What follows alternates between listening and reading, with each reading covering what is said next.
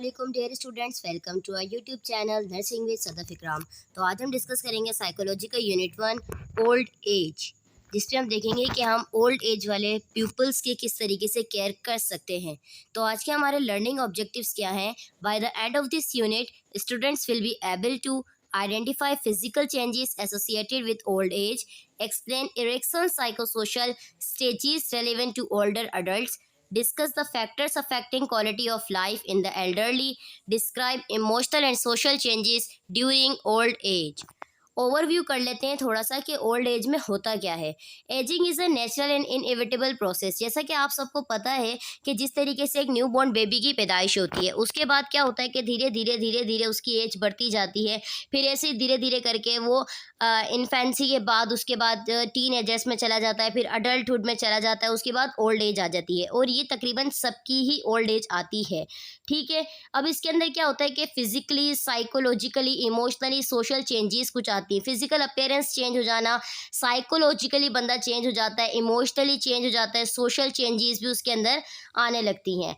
Understanding these changes helps provide holistic care to older adults. हमने इन तमाम चीज़ों को अंडरस्टैंड करते हुए ये जितनी भी चेंजेस ओल्डर अडल्ट्स के अंदर आती हैं, हमने पेशेंट को होलिस्टिक केयर प्रोवाइड करनी होती है। वो केयर के हम उनको घर में इजीली प्रोवाइड कर सके क्योंकि कुछ ऐसे ओल्डर पेशेंट्स होते हैं जिनको हमें बिल्कुल बच्चों की तरह ट्रीट करना होता है, हर बात समझानी होती है।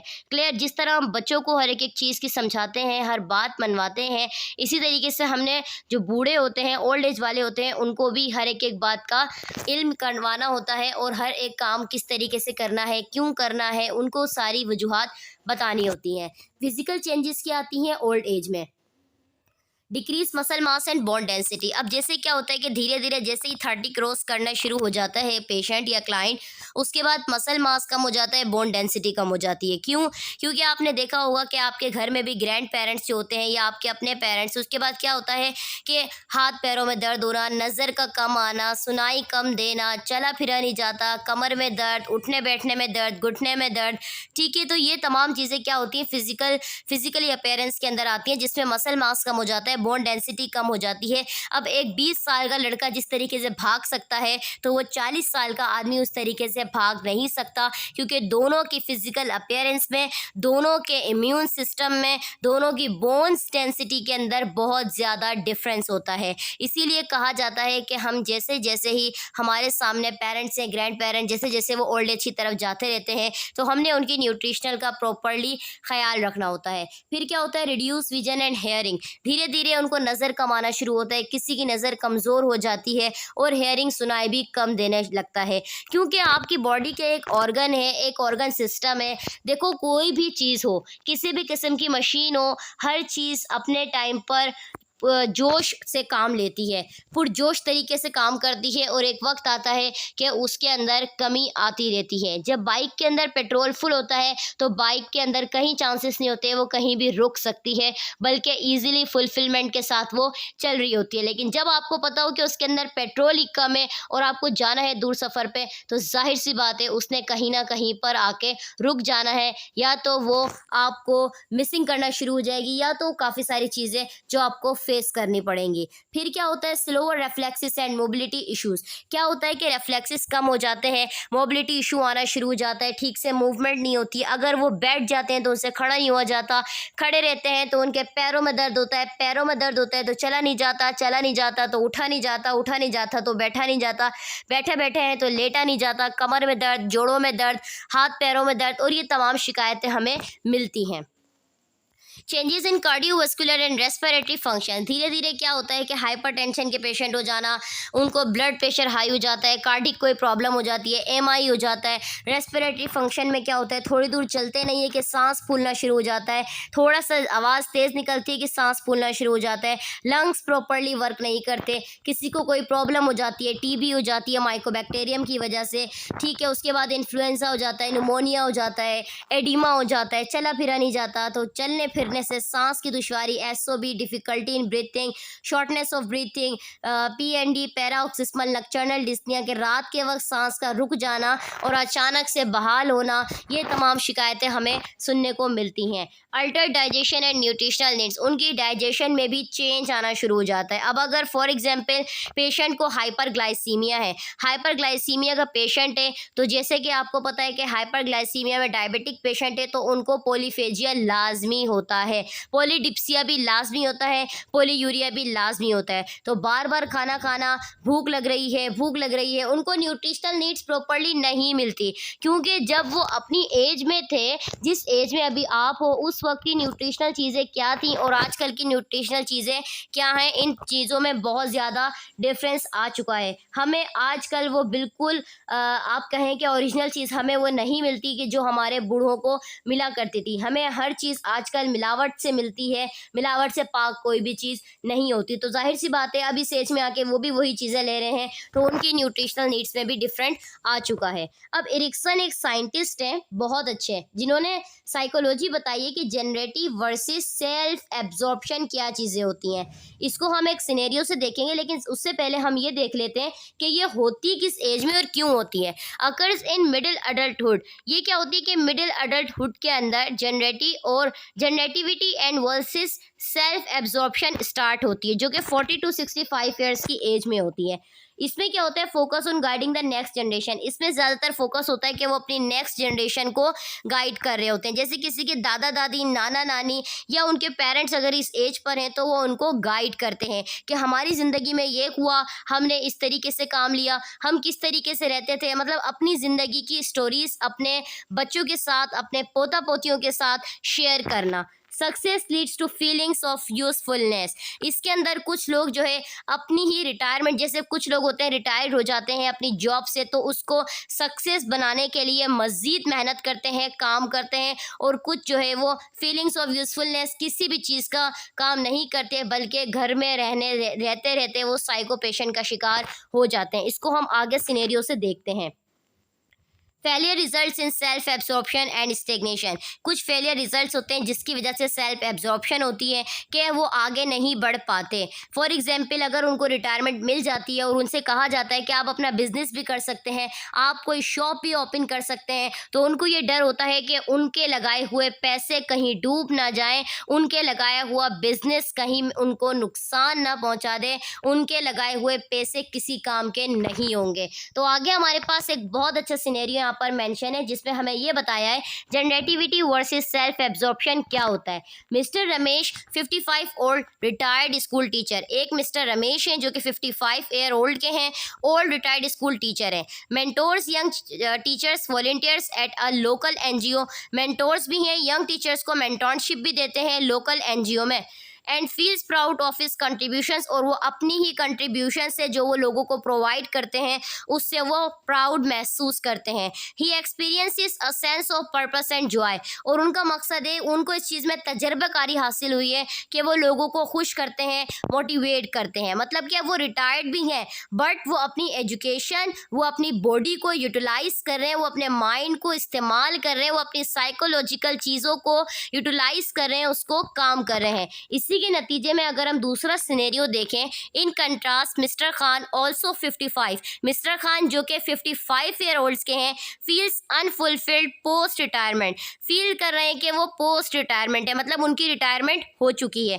Isolates himself and expresses bitterness about missed opportunities, उन्होंने खुद को घर में रह के अलग कर लिया। अलग करने से मुराद ये है कि अब उनका रवैया उनके बच्चों के साथ, उनकी फैमिली मेम्बर्स के साथ अच्छा नहीं है, उनके लहजे में कड़वाहट आ गई है। मिस्ड अपॉर्चुनिटीज़, क्योंकि वो आगे अपॉर्चुनिटीज़ को नहीं देख सकते, तो उन्होंने खुद को अकेला महसूस कर लिया। अगर आपके घर में भी कोई ऐसा बड़ा बूढ़ा बुजुर्ग है 40 प्लस का, जो कि मिडिल अडल्टहुड में आते हैं, चाहे वो आपके पेरेंट्स हो, चाहे वो आपके ग्रैंड पेरेंट्स हो, अगर उनकी रिटायरमेंट करीब है या रिटायर्ड हो चुके हैं या कोई भी काम करते हैं, तो उनको इस चीज़ का आइडिया दें कि वो किस तरीके से इन चीज़ों को जनरेट कर सकते हैं। उनके अंदर भी ये जनरेटिविटी होनी चाहिए, क्योंकि इससे आपकी फैमिली मेम्बर्स को मज़ीद मोटिवेशन मिलती है और वो मज़ीद आगे काम करती है।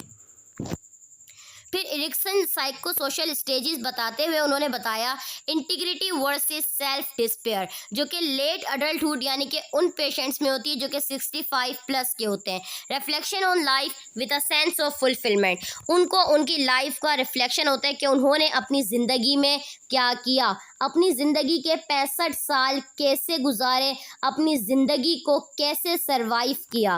Regret and dissatisfaction leads to despair, इसके अंदर कुछ लोगों को रिग्रेट होता है, कुछ डिससेटिस्फाई होते हैं कि उन्होंने अपनी ज़िंदगी सिर्फ ज़ाया की है और कोई काम नहीं किया, ना उन्होंने किसी अच्छी जगह के लिए पैसा इस्तेमाल किया, ना कि उन्होंने अपने औलाद को पढ़ाया लिखाया, एक अच्छा काबिल इंसान बनाया, बल्कि अगर वो खुद मज़दूर थे तो उन्होंने अपनी औलाद को भी वही बनाया। तो ये कुछ ऐसे पेशेंट्स होते हैं जो कि साइको में चले जाते हैं, जिनको ये रिग्रेट होता है कि वो अपनी ज़िंदगी सिर्फ उन्होंने ज़ाया की है और कोई काम उन्होंने नहीं किया। इसको भी हम एक सिनेरियो से देखते हैं कि इंटीग्रिटी क्या होती है और सेल्फ डिस्पेयर क्या होता है। Mrs Mary, an 82-year-old woman, often shares life stories with her grandchildren and expresses peace and contentment about her life decisions. Mister मेरी जो कि 82 ईयर्स की वुमेन है, अक्सर वो अपनी ज़िंदगी की कहानियाँ अपने ग्रैंड चिल्ड्रंस यानी कि पोता पोतियों के साथ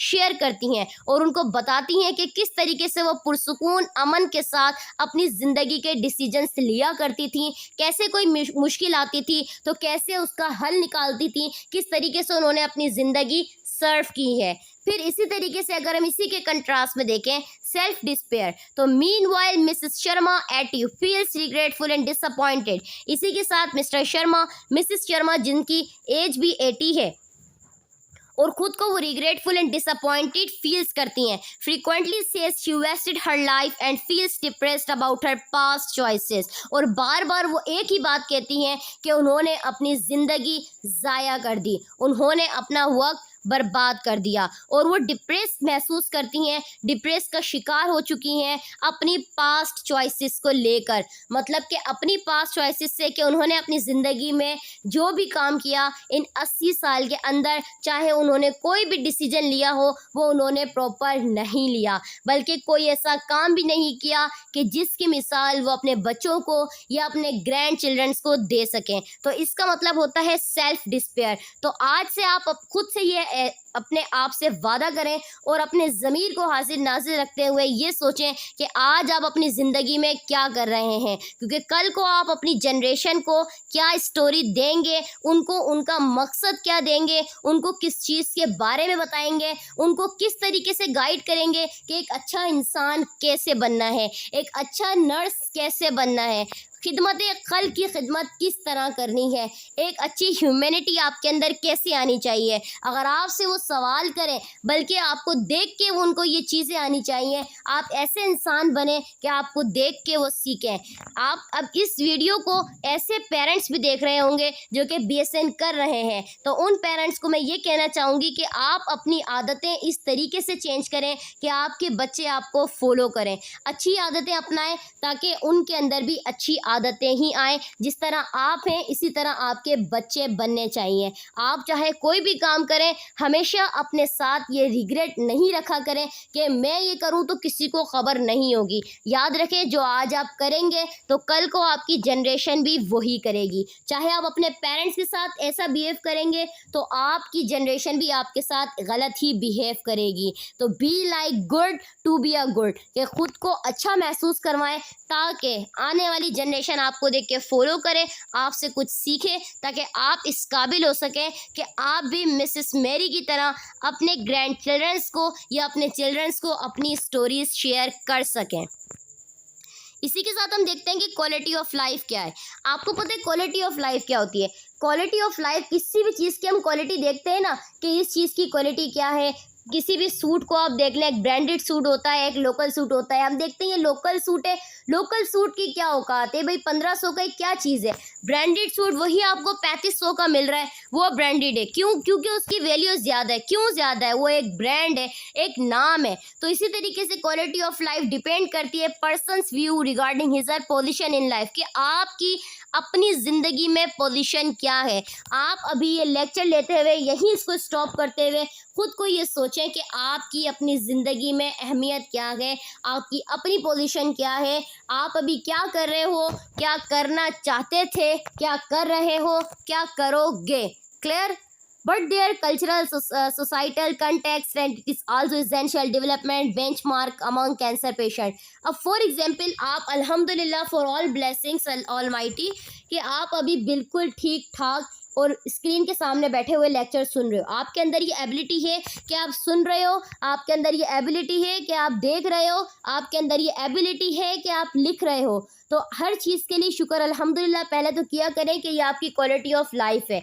अगर हम बात करें साथ साथ ये भी ज़रूरी है कि developmental benchmark among cancer patient, एक कैंसर पेशेंट को पता चल जाए कि उसको कैंसर है, जो कि एक लाइलाज बीमारी बताई जाती है। तो कैंसर अगर उसको पता चल जाए तो उसकी अपनी पोजीशन उसकी लाइफ में क्या होगी। वो मेडिसिन लेते हुए भी ये बात सोचेगा कि मैं मेडिसिन लूँ या नहीं लूँ, क्योंकि आखिरी हल उसका मौत ही है। क्लियर? तो एक कैंसर पेशेंट अपने बारे में क्या सोचता है, तो आप शुक्र अल्हम्दुलिल्लाह इस बात पर किया करें कि आप बिल्कुल सही सलामत हैं, सारे काम कर रहे हैं। तो आपकी अपनी पोजीशन क्या होगी, आपकी अपने पर्सन, आपका अपना व्यू क्या होगा, आपका ज़मीर क्या कहता है, आपकी कल्चरल वैल्यू क्या है, आपकी सोसाइटी में वैल्यू क्या है, कि लोग आपको किस नाम से पुकारते हैं। पहले बीएसएन में आने से पहले जब आप स्कूल कॉलेज जाते थे, पहले सब आपका नाम लेते थे। अब आप बीएसएन में आ गए हो, अब आपकी सोसाइटी को पता है कि आप एक हॉस्पिटल में जाते हो, वहाँ पर आप बीएसएन कर रहे हो, एज अ स्टाफ ड्यूटी कर रहे हो, तो आपको जूनियर डॉक्टर के नाम से बुलाया जाता है, आपको एज अ स्टाफ के नाम से बुलाया जाता है। आपकी पोजीशन चेंज हो गई है। इन केस आप 3 या 4 साल के बाद कमीशन पास करोगे तो आपको एक अच्छी पोस्ट मिल जाएगी, आपको सर कह के लोग पुकारेंगे, आप टीचर बन जाओगे, आप एक अच्छे इंचार्ज बन जाओगे, एक सीनियर बन जाओगे, सीनियर स्टाफ कहलाओगे, सब आपकी रिस्पेक्ट करेंगे। तो आपकी क्वालिटी ऑफ लाइफ क्या होगी और आपके सामने जो मरीज बैठा है उसकी क्वालिटी ऑफ लाइफ क्या होगी। कभी इसके अंदर डिफरेंस करके सोचा करें कि शुक्र अल्हम्दुलिल्लाह for everything, for all blessings regarding Allah almighty, कि हम अच्छे हैं, हम लाखों से बहुत अच्छे हैं, कि हम सुन रहे हैं, हम देख रहे हैं, हम चल रहे हैं, हम खा रहे हैं, हम पी रहे हैं, सारे काम कर रहे हैं, हमारी क्वालिटी ऑफ लाइफ बहुत अच्छी है। फिर भी इंसान नाशुक्र है कि किसी न किसी चीज़ पर नाशुक्री आ ही जाती है। Quality of life in old age, अगर हम ओल्ड एज की बात करें तो उसमें क्वालिटी ऑफ लाइफ क्या होती है, इसका असर काफ़ी सारी चीज़ों पे पड़ता है, जैसे कि physical health, emotional wellbeing and social support.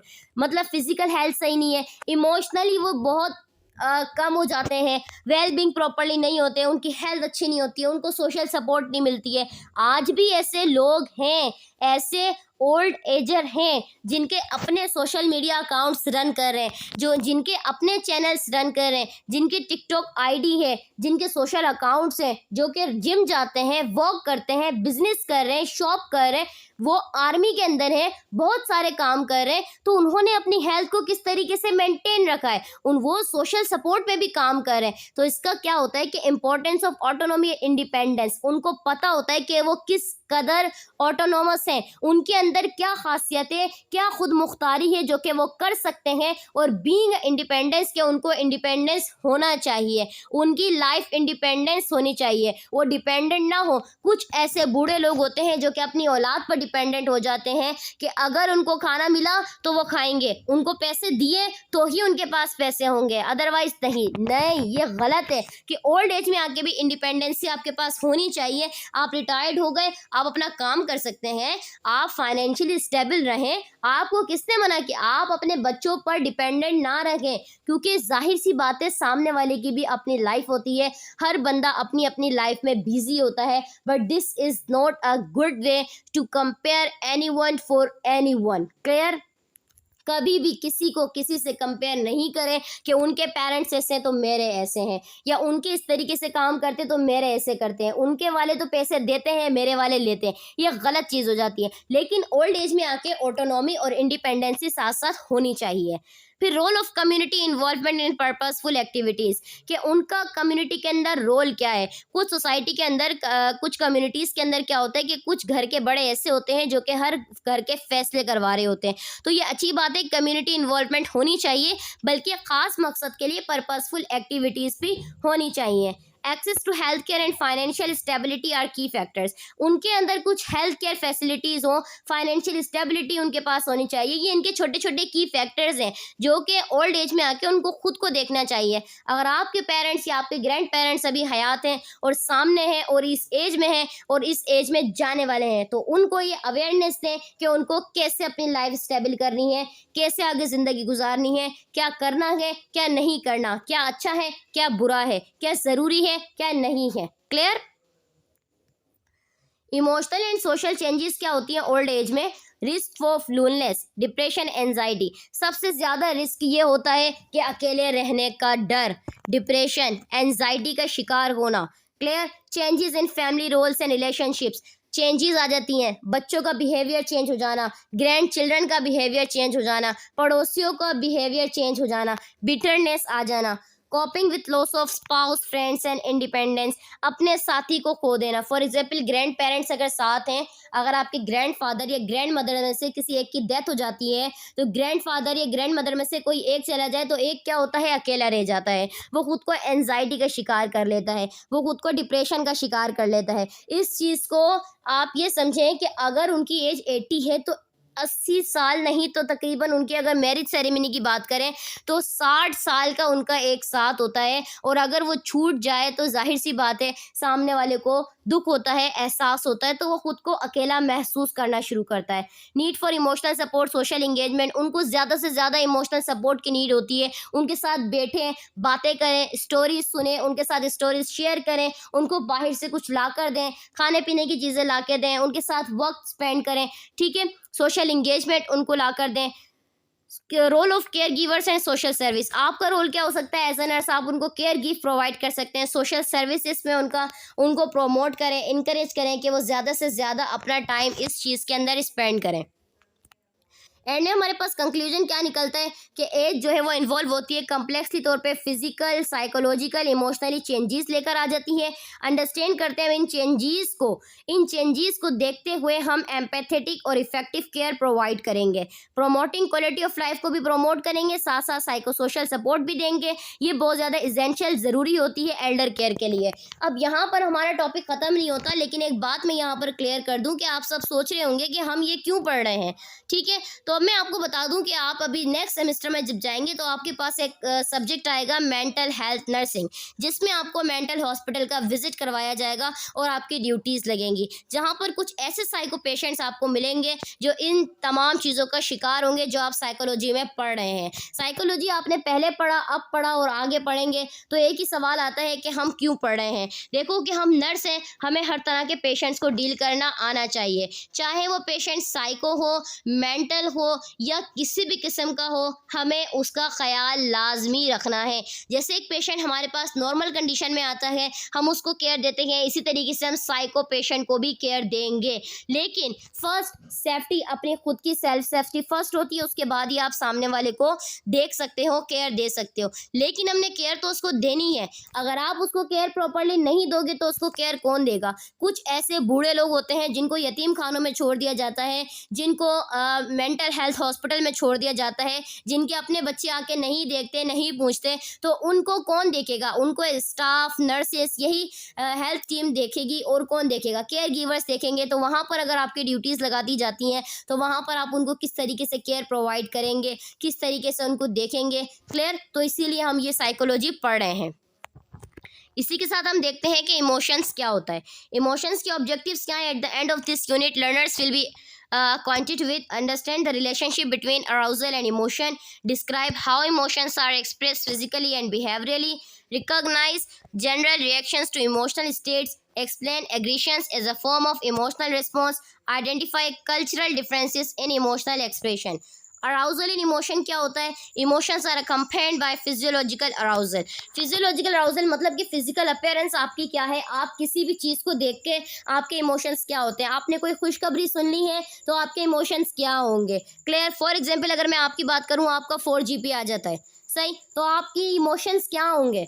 आप किस तरीके से खुश होंगे? आप सबको बताएंगे, अपने पेरेंट्स को बताएंगे, घर में बताएंगे, सबको बताएंगे। और इसी तरीके से अगर आपका फर्स्ट में 4 GB आया, सेकंड में 4 GB आया, थर्ड में आपकी GPA गिर गई है, तो आपके इमोशंस क्या होंगे कि मैंने मेहनत तो अपनी पूरी की थी, मैंने जैसे फर्स्ट में पढ़ा वैसे ही सेकंड में पढ़ा, ऐसे ही मैंने थर्ड में पढ़ाई की थी, लेकिन मेरी GPA कम क्यों आई है? या आपकी अगर GPA अच्छी आई है, आपके दोस्त की कम आई है, तो उसमें आपके इमोशंस क्या होंगे? आपकी बहन या भाई की कम आई है तो आपके इमोशंस क्या होंगे? ठीक है। The autonomic nervous system triggers bodily changes. हमारे ऑटोनॉमिक नर्वस सिस्टम के अंदर ट्रिगर्स कर रहे होते हैं, हमारी बॉडी के अंदर चेंजेस आने लग जाती हैं। Prepares body for action, fight और फ्लाइट, और हमारी बॉडी जो है फाइट और फ्लाइट के रिस्पॉन्स में आ जाती है। फॉर एग्जाम्पल अगर कहीं लड़ाई हो रही है और आपके ऊपर बात आ जाती है, तो आप क्या हंसोगे वहाँ पे खड़े होके? क्या आप सुनोगे कि ठीक है आप मेरे बारे में बात कर रहे हो? आपको गुस्सा आएगा, आपका जो नर्वस सिस्टम है वो आपको ट्रिगर करेगा कि आपके बारे में बात हो रही है, आपको एक्शन लेना चाहिए। आप एक्शन लोगे, आप या तो फाइट करोगे या फिर फ्लाइट मोड पर आ जाओगे। क्लियर?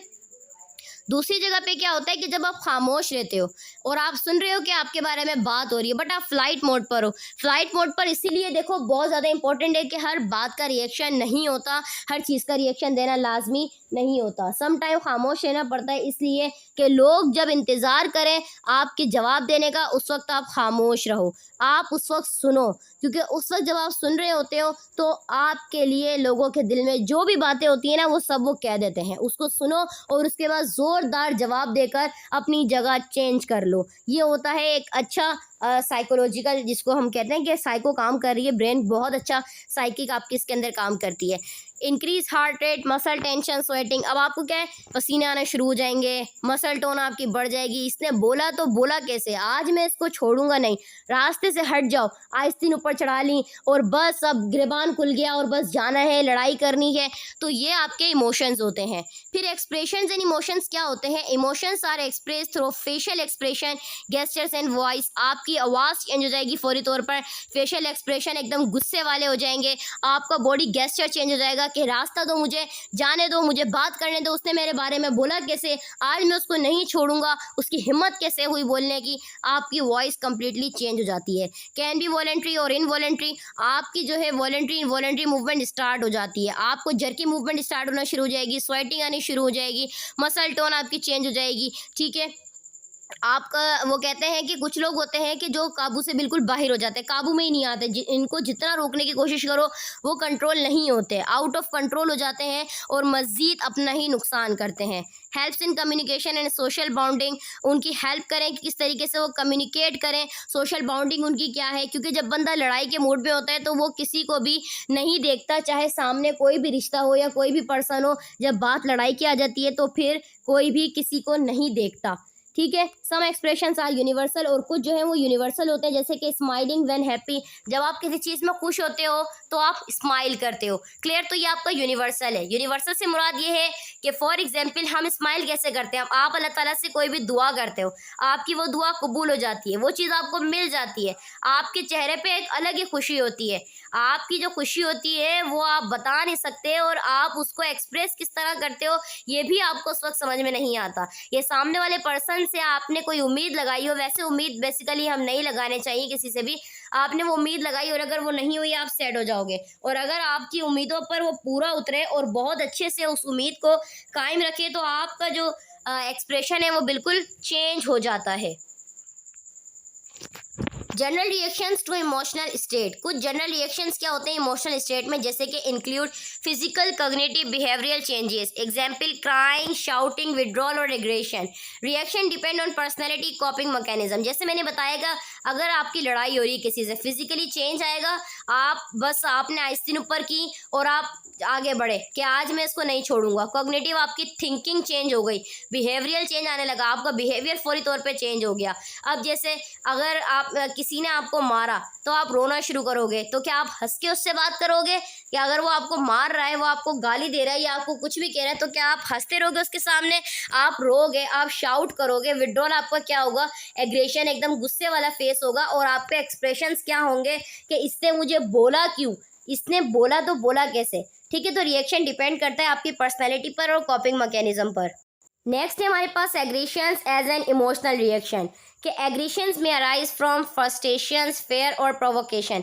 एग्रेशन कब होता है? कि जब आप किसी चीज़ के फ्रस्ट्रेशन हो, आपको किसी चीज़ का गुस्सा हो, डर खौफ हो, प्रोवोकेशन हो, कैन बी वर्बल और फिजिकल। अब जैसे समटाइम क्या होता है कि गुस्सा हमें आ रहा होता है, गुस्से में या तो हम बोल देते हैं या तो हम फिजिकली हमारे अंदर चेंज आने लगता है, कि माथे पे बल पड़ जाना, नाक पे गुस्सा आ जाना। और फिर ना मालएडेप्टिव कॉपिंग स्ट्रेटजीज, कुछ हमारे पास कॉपिंग स्ट्रेटजीज होती हैं। ठीक है, nurses must identify triggers and apply deescalation techniques, और नर्सिस को इस चीज़ पे खास तौर पे देखना चाहिए। फॉर एग्जांपल साइकी पेशेंट है कि अगर उसको गुस्सा आ रहा है, ठीक है, या उसके माथे पे बल पड़ रहे हैं, उसका बिहेवियर चेंज हो रहा है, तो वो खुद को किस तरीके से महफूज कर सकती है। उसके साइड पे से ग्लासेस चीज़ें, मेटल चीज़ें, ये चीज़ें हटा दे, क्योंकि साइकी पेशेंट जो होते हैं वो उनके हाथ में या उनके करीब में जो चीज़ होती है वो गुस्से में उठा के फेंक के मारते हैं, तो वो आपको भी लग सकता है। तो नर्सिस को लाजमी आइडेंटिफाई करना चाहिए कि जब उनको ट्रिगर मिले कि वहाँ पर डिसएस्केलेशन टेक्निक्स हो रही हैं, कि पेशेंट को गुस्सा आ रहा है, अब वो कुछ बोल नहीं रहा, वो खामोश है,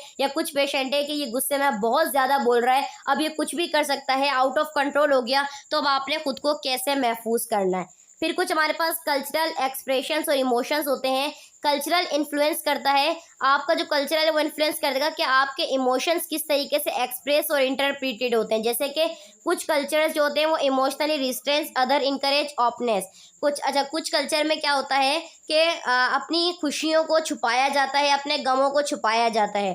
ठीक है, तो कुछ कल्चरल में क्या होता है कि हर चीज़ को ओपन कर दिया जाता है, चाहे छोटी खुशी हो या बड़ी खुशी हो, हर चीज़ को सेलिब्रेट करना, हर चीज़ पर अच्छी से अच्छी चीज़ें अरेंज करना, गम हो या दुख हो या खुशी हो, हर चीज़ को वो अच्छे से सेलिब्रेट कर रहे होते हैं।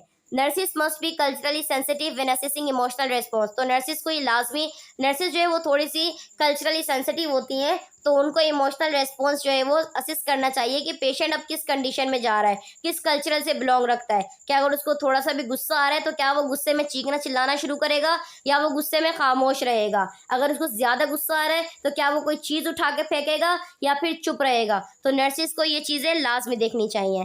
तो ये था आज का हमारा टॉपिक। अगर इसमें कोई कन्फ्यूजन हो या कोई चीज़ जो आपको समझ नहीं आई हो तो उसका क्वेश्चन आप कमेंट सेक्शन में पूछ सकते हैं। Thank you so much.